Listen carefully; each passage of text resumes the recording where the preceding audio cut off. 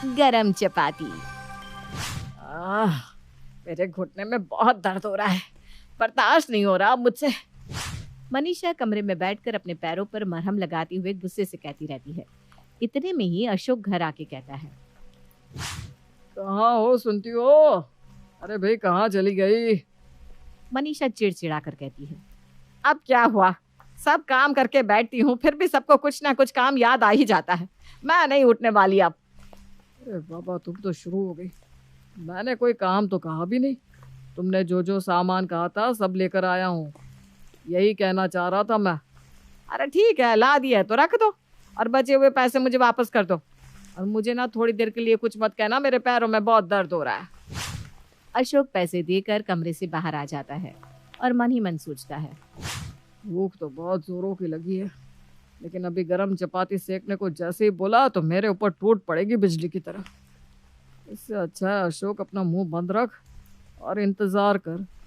जैसे ही अंकुश और निखिल में से कोई भी रोटी मांगने को आएगा, मैं भी बहती गंगा में हाथ धो लूंगा। अशोक बड़ा तेज है तू। अशोक 2 समोसे खा लेता है और चुपचाप बैठ जाता है। इतने में निखिल वहां आता है और कहता है। पापा मम्मी कहाँ है? मुझे बहुत तेज भूख लग रही है। तेरी मम्मी तो कमरे में है बेटा।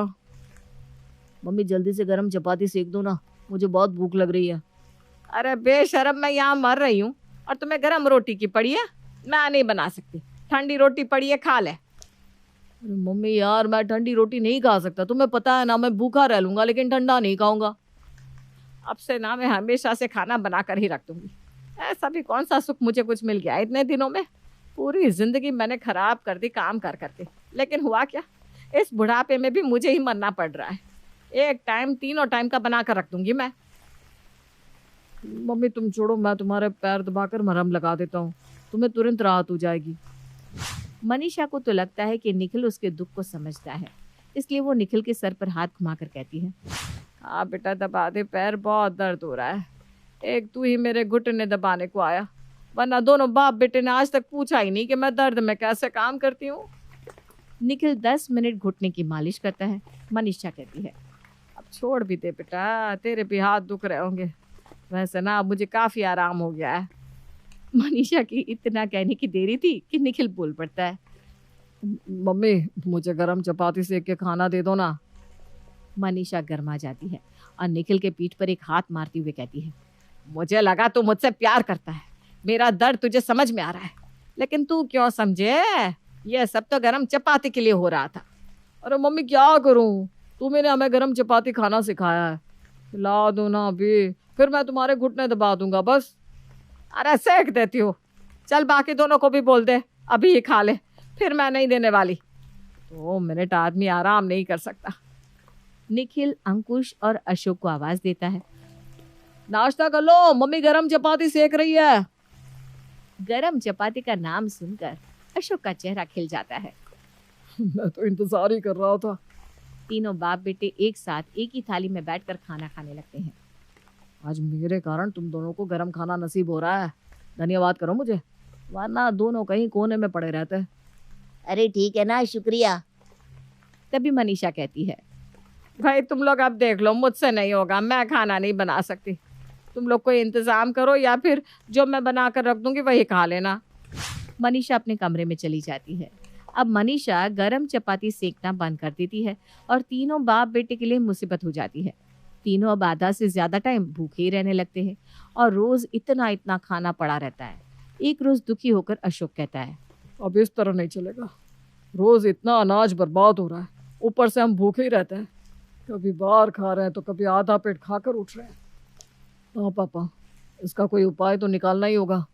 मम्मी की बात भी ठीक है, वो कब तक काम कर पाएगी, उनसे भी नहीं होता। घुटने का दर्द बड़ा खराब है।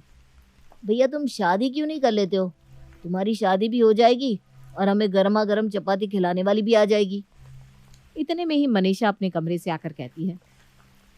हाँ, अब अंकुश की उम्र शादी लायक हो गई है, मैं भी अब घर की चाबी बहू को देकर आराम करना चाहती हूँ। बोल अंकुश, कर दे तेरी शादी, जैसा सबको सही लगे।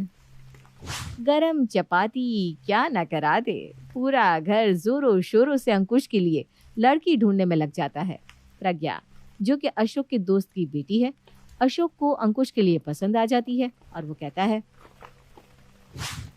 प्रज्ञा को मैं बचपन से देख रहा हूँ, वो हमारे घर के लिए अच्छी रहेगी और घर ठीक से संभाल भी लेगी। मैं ये रिश्ता पक्का करके आ रहा हूँ। हाँ, जान पहचान में ही शादी करनी चाहिए भैया, वरना कोई बदमाश लड़की आ जाती है तो पूरे घर को नाश कर देती है, रातों रात घर लूट के चल देती है। मम्मी यार, तुम सावधान इंडिया देखना बंद कर दो। ऐसा भी कुछ नहीं होता, ये सब देख देख कर दिमाग में उल्टे उल्टे सोच आते हैं। तो फिर प्रज्ञा और अंकुश का रिश्ता पक्का। अंकुश और प्रज्ञा की शादी हो जाती है। प्रज्ञा बहू बनकर अंकुश के घर आ जाती है। प्रज्ञा के घर आने से घर में खुशी की लहर दौड़ जाती है। प्रज्ञा का गृह प्रवेश होते ही निखिल बोल पड़ता है, अब तो भाभी आ गई है, अब आराम से सब मजे में गरम चपाती खाना। पापा बुरे वक्त गए। अभी पहले घर में तो आने दे, ये सब बातें बाद में करना। प्रज्ञा के आते ही सबकी उम्मीद उससे बढ़ जाती है। मनीषा घर की चाबी प्रज्ञा के हाथों में देकर कहती है, बहू कल से सारी जिम्मेदारी तुम्हारी, ये चाबी तुम्हारी। चलो अभी तुम अपने कमरे में जाकर आराम करो, थक गई होगी ना। प्रज्ञा और अंकुश कमरे में चले जाते हैं। प्रज्ञा मन ही मन सोचती है, इन लोगों को गरम चपाती खाने की आदत है लगता है, अब क्या करूं, मुझे तो रोटी बनानी नहीं आती। अब मम्मी की बातें याद आ रही है, मम्मी ठीक ही कहती थी, बस देशी बनाओगी, रोटी बनाना सीख लो। काश मम्मी की बात सुन लेती मैं। किस सोच में डूब गई प्रज्ञा? सो जाओ, कल जल्दी उठना भी है। हाँ, नहीं कुछ नहीं।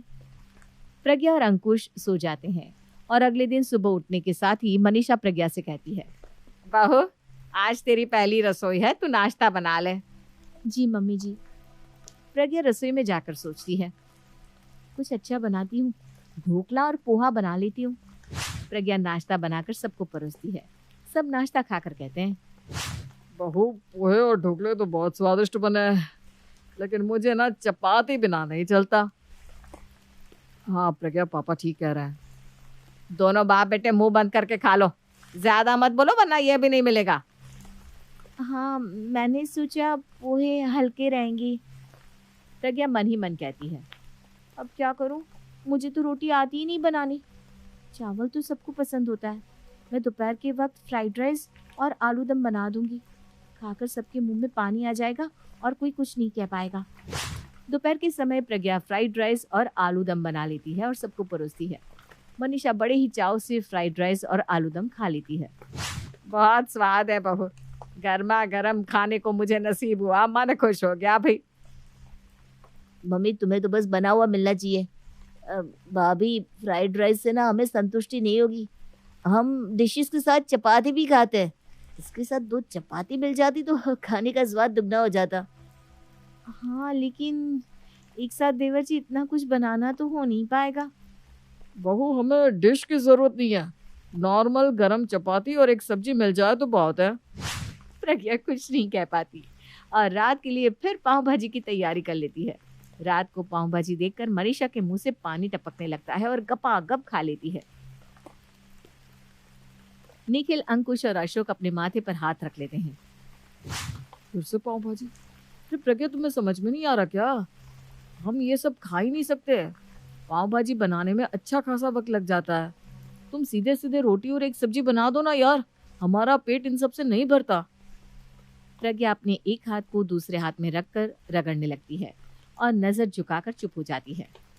क्या बात है बहू, कुछ है तो बता दे, तुम हमसे कुछ भी कह सकती हो।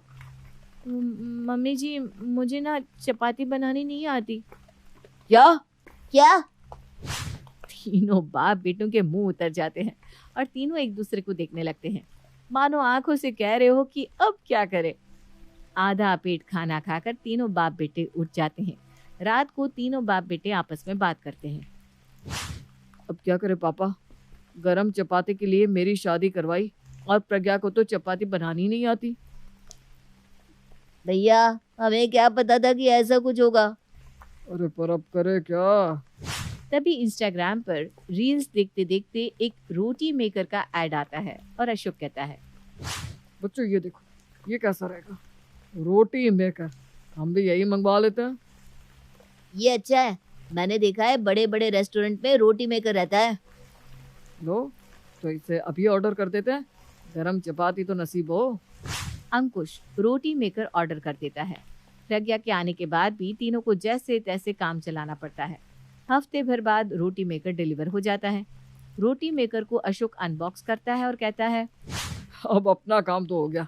ले बहू, अब इस रोटी मेकर से गरम चपाती बना बना कर हमें खिला दे। जी पापा जी, अब इसका उद्घाटन कर दो। निखिल, अंकुश और अशोक खाने की मेज पर खाने के लिए बैठ जाते हैं। अभी तक हमें रोटी मेकर का पता नहीं चल पाया था, वरना कब का इसे मंगवा लेते।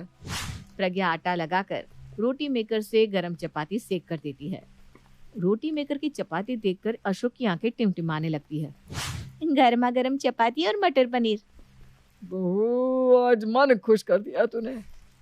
अंकुश एक निवाला खाता है और उसका मुंह बन जाता है। थोड़ा अजीब सा टेस्ट है ना इसका। अरे रुको यार, इतने दिनों के बाद खाने को नसीब हुआ है। भैया कहीं तुम खाने का टेस्ट तो नहीं भूल गए? हमें तो खाने दो। निखिल और अशोक भी रोटी मेकर वाली रोटी खाते हैं, पर उन्हें भी रोटी पसंद नहीं आती। बेटा, लगता है हमारी तकदीर ही खराब है, क्या करे। ये रोटी तो मुझे पसंद नहीं आई। मुझे भी नहीं भा रही है चपाती। लो, बड़ा मुझसे कह रहे थे, हो गया ना। लेकिन ऐसा होना तो नहीं चाहिए। हो सकता है कि आटे में प्रॉब्लम हो। इतने दिनों से पड़ा है ना आटा, इसलिए ऐसा हो रहा होगा। ठीक है, तो शाम को दूसरा आटा ले आते हैं। शाम को अंकुश नया फ्रेश आटा लेकर आता है ताकि गरम चपाती खा सके। प्रज्ञा, ये लो आटा। इतने दिन हो गया है ढंग से गरम रोटी खाने को नसीब नहीं हुई। जब तक मम्मी बनाती थी हम लोग गर्मा गर्म चपाती ही खाते थे। ठीक है ना, मैं भी बना देती हूँ अभी। मैं तो चाहती हूँ कि आप लोगों को अच्छा खाना खिला पाऊँ। प्रज्ञा तुरंत गर्मा गर्म चपाती बनाकर सबको परोसती है। कैसा लगा पापा जी? पता नहीं बहू, मुझे तो अच्छा नहीं लग रहा। मुझे तो वैसा ही लग रहा है। मुझे कोई अंतर समझ में नहीं आया बहू।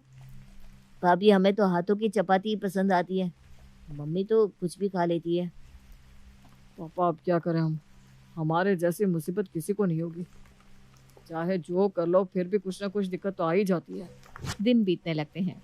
रोटी मेकर की चपाती से गुजारा कर पाना मुश्किल होने लगता है। तब एक रोज अंकुश कहता है, आज मैं अपने फ्रेंड के घर गया था। पापा, उसकी मेड क्या चपाती बनाती है, खा कर ही मन खुश हो गया। आज इतने दिनों के बाद पेट भरकर चपाती खाने को नसीब हुआ। वाह भैया, अकेले अकेले। अरे देख, एक रोटी मैं छुपा कर ले आया हूँ। देख तो कितनी नरम है, खा कर देख।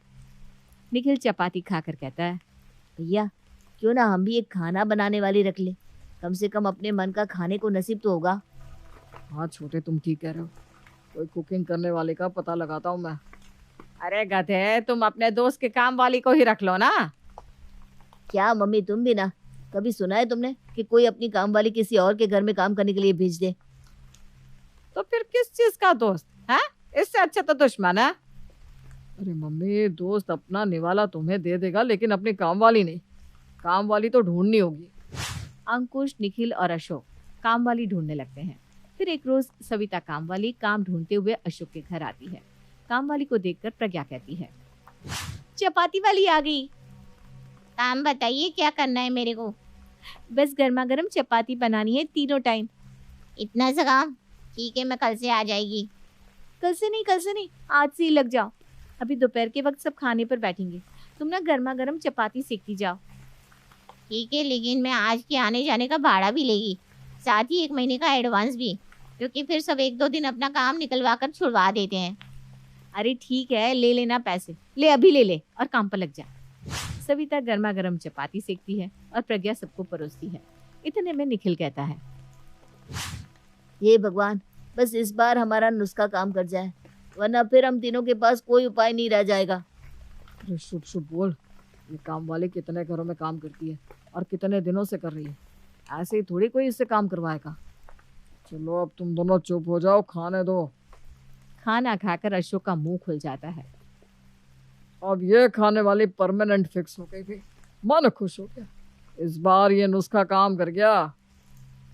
सच में पापा, हमें भी खाना खा के देखने दो। निखिल और अंकुश भी खाकर वाह वाह कर देते हैं। मन तो कर रहा है कि सविता के हाथ चूम लूं। अरे चुप कर, सुन लिया उसने ना तो काम छोड़कर चली जाएगी। अगर तेरे कारण ये काम छोड़कर चली गई ना तो तू गया निखिल। अरे नहीं भाई, इतनी मुश्किलों से ये मिली है, इसे ऐसे थोड़ी ना जाने दूंगा मैं। सब खाना खा लेते हैं।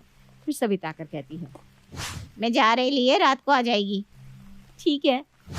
अब अशोक को लगता है कि उन लोगों की मुसीबत टल गई है, लेकिन ऐसा नहीं होता। रात को सविता आकर फिर से गर्मा गर्म चपाती बनाती है और फिर सब खाकर खुश हो जाते हैं। रात को सोते वक्त अंकुश प्रज्ञा से कहता है, प्रज्ञा तुम मायके जाना चाहती हो तो चली जाओ, क्योंकि अब सविता है तो हमें दिक्कत नहीं होगी। ठीक है, सुबह सुबह तुम मुझे छोड़ाना। अगली सुबह अंकुश प्रज्ञा को उसके मायके छोड़ाता है। सविता नाश्ते में मिक्स वेज की सब्जी बनाती है और सबको गरम चपाती सेक कर देती है। आज चपाती खाकर सबकी शक्ल का हुलिया बदल जाता है। ये कैसे चपाती बना दी आज तुमने सविता? वैसी तो बनाए लिए। नहीं वैसी नहीं है, बहुत बेकार लग रही है आज रोटी। हाँ, आज तो स्वाद बिल्कुल अलग आ रहा है। लगता ही नहीं कि ये तुमने बनाई है। ऐसी क्या, जैसी बनती है वैसी बनाई है। मैं ना इतने ड्रामे नहीं झेल सकती।